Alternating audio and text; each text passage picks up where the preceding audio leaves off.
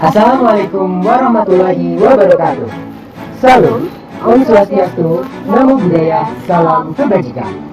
Halo teman-teman semua, kami dari tim Universitas Airlangga dengan rekan saya Johara Desti, saya Wildan Abdul Farel, dengan bangga mempresentasikan gagasan inovatif kami yang berjudul Potensi Antalmintik Ekstrak Daun Bambusa Vulgaris terhadap Ascaridia galli sebagai pencegah asariasis pada ayam petelur.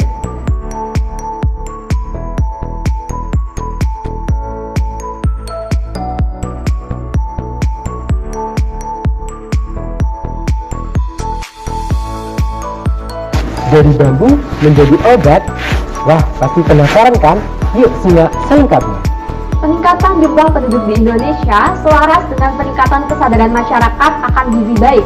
Kedua poin tersebut meningkatkan kebutuhan protein hewani bagi masyarakat yang berkualitas. Salah satunya adalah telur ayam. Kenapa sih telur ayam? Karena dalam satu telur ayam mengandung protein 12,8%, karbohidrat 1%, lemak 11,8%, air 73,6%, dan nutrien lainnya sebanyak 0,8%. Peningkatan jumlah penduduk di Indonesia mengakibatkan konsumsi telur ayam meningkat tajam. Hal tersebut tercermin dari data BPS yang menunjukkan peningkatan konsumsi telur ayam dari tahun 2020 menuju ke tahun 2021. Tentunya peningkatan konsumsi telur ayam harus diiringi dengan peningkatan produksi. Produksi telur harus terkendala dengan penyakit infeksius yang sering kita jumpai, yaitu Ascariasis. Penelitian dari Nova Haryani pada tahun 2021 menunjukkan 30 ekor ayam terinfeksi Ascaridia galli sebesar 40%. Ascariasis dapat menyebabkan penurunan efisiensi pakan, bobot panen, dan produktivitas telur. Ditambah lagi adanya potensi wabah di iklim tropis Indonesia.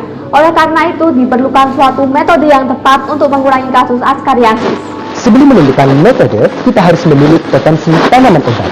Indonesia merupakan negara yang beraneka ragam hayati dan juga alternatif obat sintetis yang begitu banyak. Salah satu contohnya yakni daun Bambusa vulgaris yang terbuang menjadi limbah. Sebenarnya apa sih Ascariasis itu? Ascariasis merupakan penyakit infeksius yang disebabkan oleh cacing Ascaridia galli yang dapat menyebabkan hilangnya nafsu makan, penurunan aktivitas, dan penurunan efisiensi pakan. Berikut adalah siklus hidup Ascaridia galli. Dimulai dengan telur cacing yang menetas dalam usus, kemudian dikeluarkan bersama feses.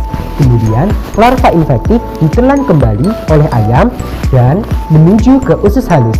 Kemudian dari usus halus, larva akan berubah menjadi cacing dewasa.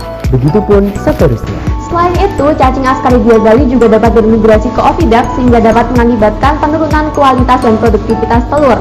Oleh karena itu, kami memberikan gagasan inovatif berupa obat dari ekstrak daun Bambusa vulgaris yang mana menunjukkan hasil positif terhadap bahan-bahan bioaktif yang bersifat antalmintik. Selanjutnya yaitu Bambusa vulgaris yang lebih kita kenal dengan bambu kuning atau bambu ampel. Paling banyak ditemui di Asia dan di Indonesia paling banyak di Jawa Barat.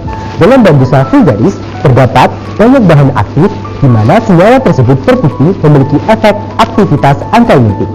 Senyawa-senyawa metabolit sekunder pada Bambusa vulgaris yang pertama adalah alkaloid. Alkaloid dapat menggumpalkan albumin pada kulit cacing dan dapat menyebabkan kematian pada cacing. Yang kedua adalah flavonoid yang mana dapat menyebabkan cacing mengalami kejang otot dan juga dapat menyebabkan denaturasi protein pada jaringan cacing. Selanjutnya yaitu senyawa saponin. Yang pertama dapat menimbulkan iritasi, yang kedua mengganggu proses penyerapan, dan yang ketiga yaitu mengakibatkan kekurangan oksigen bagi cacing. Senyawa selanjutnya adalah tanin. Tanin dapat merusak kutikula, menyebabkan paralisis dan menghambat proses metabolisme cacing. Selanjutnya ada terpenoid yang dapat menyebabkan cacing lumpuh dan mengalami kematian. Nah, berarti dari pemaparan kandungan senyawa tersebut terbukti bahwa Bambusa vulgaris berpotensi dapat direalisasikan sebagai obat antalmintik. Untuk tahapan perealisasian obat ini antara lain yang pertama adalah pengambilan daun bambu kemudian dikeringkan dalam oven, kemudian simplisia dihaluskan hingga menjadi serbuk, kemudian dilanjutkan dengan proses maserasi dengan pelarut etanol 95%. Lanjut kepada tahapan selanjutnya yaitu simplisia ditambahkan dengan cairan penyari. Kemudian, hasil terkait dibiarkan tertutup selama 2 hari. Kemudian, endapan dievaporasi pada suhu 45 derajat Celcius. Tahapan realisasi selanjutnya adalah pengamasan farmasi dalam kapsul, uji praklinik, uji klinik, kemudian obat yang sudah jadi dapat diberikan kepada ayam petelur.